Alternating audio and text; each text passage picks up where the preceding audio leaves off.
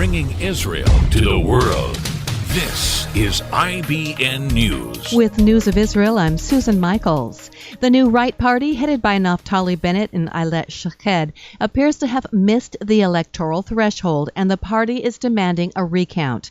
Even after all ballots from soldiers, prisoners, hospital patients, and Israeli diplomats abroad were counted, the new Right seems to have missed the 3.25% threshold.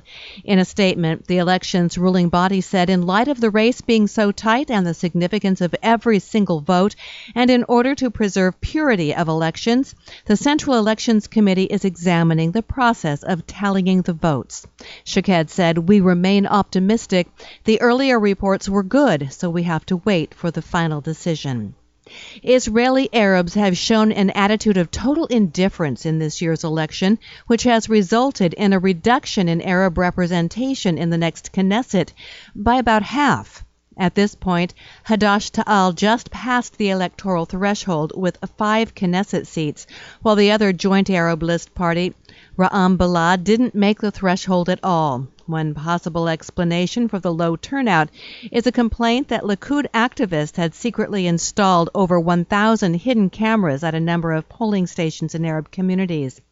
But beyond that, Arab residents are just not happy, with one man calling on the Arab population to boycott elections. He said the Arabs are determined to abstain from voting because of many reasons, including the political union between Hadash and Ta'al.